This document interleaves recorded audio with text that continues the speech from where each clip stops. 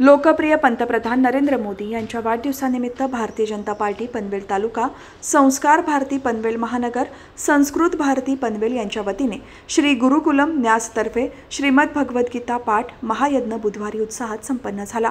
धार्मिक वातावरणात गीतेच्या श्लोकांचे पठण करून पंतप्रधान नरेंद्र मोदी यांना निरोगी दीर्घायुष्यासाठी, देश, राज्य आणि समाजाच्या कल्याणासाठी सामूहिक प्रार्थना करण्यात आली।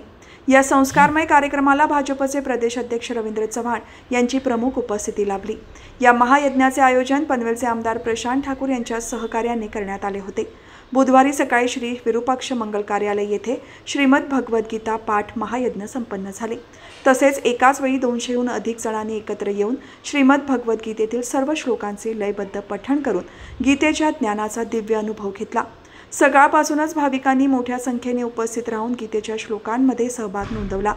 यज्ञस्थळी मंत्रोच्चार आणि वेदघोषामुळे परिसरात एक पवित्र आणि आध्यात्मिक वातावरण निर्माण झाले होते। यावेळी आमदार प्रशांत ठाकूर, भाजपचे जिल्हाध्यक्ष विनाश कोळी, जिल्हा सरचिटणीस नितीन पाटील, ॲडव्होकेट प्रकाश बेनेदार, ज्येष्ठ नेते श्रीनंद पटवर्धन, माजी शहर अध्यक्ष अनिल भगत, जयंत पगडे, गुरुकुलम न्यास अध्यक्ष मंजिरी फडके, संस्कार भारतीच्या जुईली चव्हाण, संस्कृत भारतीच्या अनया करंदीकर, सांस्कृतिक सेलचे जिल्हाध्यक्ष अभिषेक पटवर्धन यांच्यासह पदाधिकारी, कार्यकर्ते, महिला मोर्चा, युवा मोर्चा यांच्यासह स्थानिक नागरिक उपस्थित होते। ज्या व्यक्तीच्या आयुष्यामध्ये देश आणि राष्ट्र या दोनच गोष्टी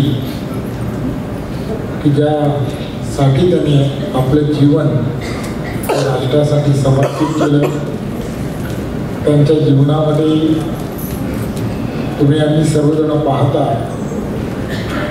की त्यांनी त्यांच्या जीवनामध्ये ज्या खडतलपणे प्रवास केला आणि त्या प्रवासामध्ये त्यांनी जे जे पाहिलं, जे जे अनुभवलं आणि माझ्या देशाला काय आवश्यक आहे, आणि जेव्हा संधी मिळाली त्यावेळेला त्या संधीमध्ये मला देशाला सर्वोत्तम जे जे देता येऊ शकतं आणि माझा देश हा पूर्ण जगाच्या पाठीवरती प्रत्येक क्षेत्रामध्ये सर्वोत्तम कसा होईल यासाठी सातत्याने 24 तासापैकी जवळजवळ 18 तास हे देशाला देणारे तुम्ही आम्ही सर्वजण पाहता की गेल्या वर्षानुवर्ष ते राजकीय जीवनामध्ये प्रवास करत असताना कधी झोपले, कधी आजारी पडले किंवा कधी असं काही घडलं की त्यांनी त्यांचा कार्यक्रम रद्द केला, असं कधीच का घडलं नाही। तर त्यांना त्यांच्या पाठीमागे असंख्य भारतीयांच्या असणाऱ्या तुम्हा आम्हा सर्वांच्या शुभाशीर्वादच आहे। त्यामुळे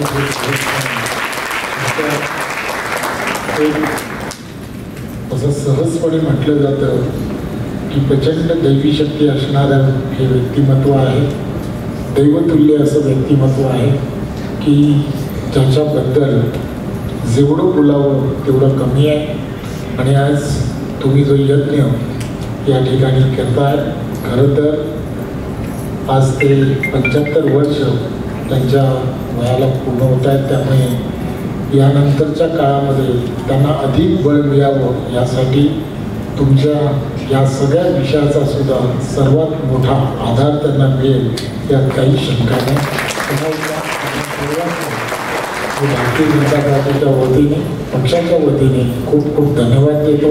या कार्यक्रमाच्या माध्यमातून पनवेलमध्ये ही गीता पठण महायज्ञाची ज्योत जागवून आपण जाणार आहात आणि इथून पुढे हा कार्यक्रम झाल्यानंतरच आम्ही संस्कार भारती, संस्कृत भारती आणि भारतीय जनता पार्टी यांच्या वतीनं हा जो पनवेल तालुका आहे की ज्याच्यामध्ये आता नवा विमानतळ आपले माननीय पंतप्रधान नरेंद्रजी मोदी यांच्या हस्ते 30 सप्टेंबरला त्याचं उद्घाटन व्हायचं आहे। हा आता आकाशामध्ये आणि आंतरराष्ट्रीय आकाशामध्ये झेपावणारा तालुका, या तालुक्यामध्ये जगभरामधली लोकं ही व्यवसायाच्या निमित्तानं, कामांच्या निमित्तानं येणार आहे। इथली पिढी,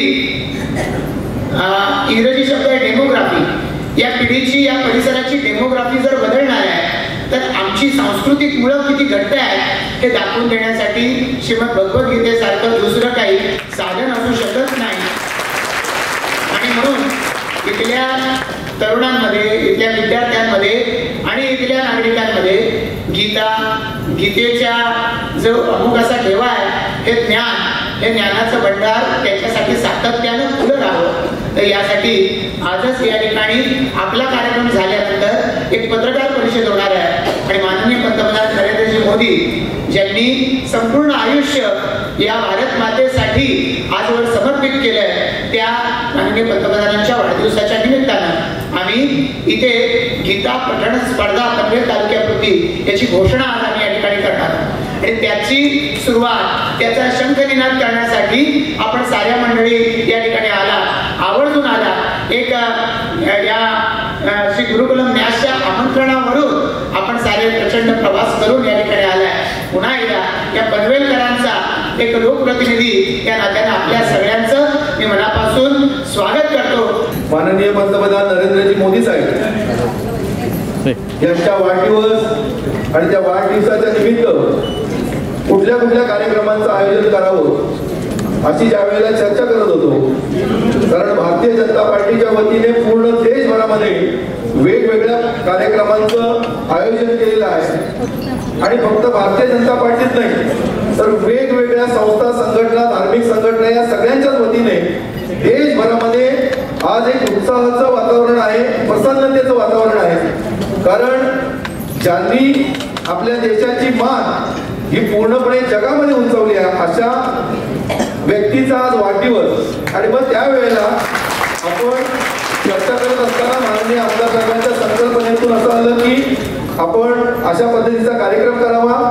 हा कार्यक्रम झाल्यानंतर आम्ही एक घोषणा सुद्धा करणार आहोत की गीता पाठ स्पर्धाही आम्ही करणार आहोत. त्याच्या त्याचं जे जाहीररित्या आहे ते पत्रकार परिषदेला आम्ही डिटेलमध्ये करणार आहोत.